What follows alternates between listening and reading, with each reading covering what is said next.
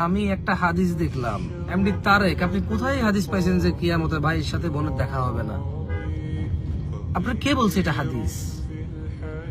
এটা সম্পূর্ণ একটি জাহিলি কথাবার্তা, বর্বর বন্য। ইভেন কোন মুসলমান এটা বলতে পারে কিনা এটা আমার সন্দেহ হচ্ছে। কারণ হাদিস বললে রেফারেন্স থাকতে হবে, যেমন আপনি সূরা পড়েন না, আরে আবাসা ওয়া তাওয়াল্লা, হ্যাঁ সূরা আবাসা পড়েন, ওখানে কি বলছে? ফাইদা জাআতিস সাখা, যখন এসে পড়বে সেই ধ্বংসধ্বনি। আচ্ছা, আমার কি কথা শুনতেছেন আপনারা? এই যে এক ভাই প্রশ্ন করছে, উনি নাকি হাদিসে দেখছে কিয়ামতে সবার সাথে সবার দেখা হবে, ভাইয়ের সাথে বোনের দেখা হবে না। এ গাঁজাখুরি হাদিস কে বলছে আপনাকে? এটাকে হাদিস কে বলছে? একটা নেশাগ্রস্ত মস্তিষ্ক বিকৃত কেউ, একটা জাহেল বর্বর বন্য মানুষ কিনা সে, এটাই তো প্রমাণ করা কঠিন হয়ে যাবে। কে বলছে আপনাকে এটা হাদিস?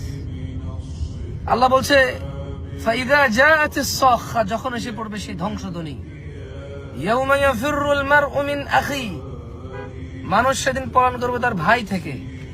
তো মানুষ পলায়ন করবে ভাই থেকে, খালি কি ভাই ভাই থেকে পলায়ন করবে? বোনও তো ভাই থেকে পলায়ন করবে। তো দেখা না হলে পালাবে কেন? ওয়া উম্মিহি ওয়া আবিহি, তার মা এবং তার বাপ থেকে পালাবে। ওয়া সাহিবাতিহি ওয়া বানিহি, তার স্ত্রী তার সন্তান থেকে পালাবে। তো দেখা না হলে পালাবে কেন? আমরা কখন পলাই? আমরা কোনো একটা কাজে আছি, আমরা চাই না যে আমাদের বাপ বা ভাই এটা দেখুক। যখন আমরা দেখি যে আমরা যেখানে আছি আমাদের বাপও সেখানে আছে, বা আমাদের ভাইও সেখানে আছে, আমরা তখন লুকাই যাই। কেন?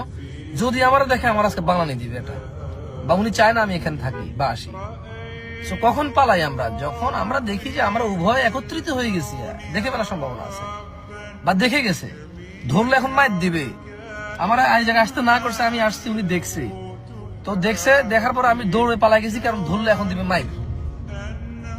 সূরা আপনি পড়েন না, কোরআন কেন পড়েন না আপনারা?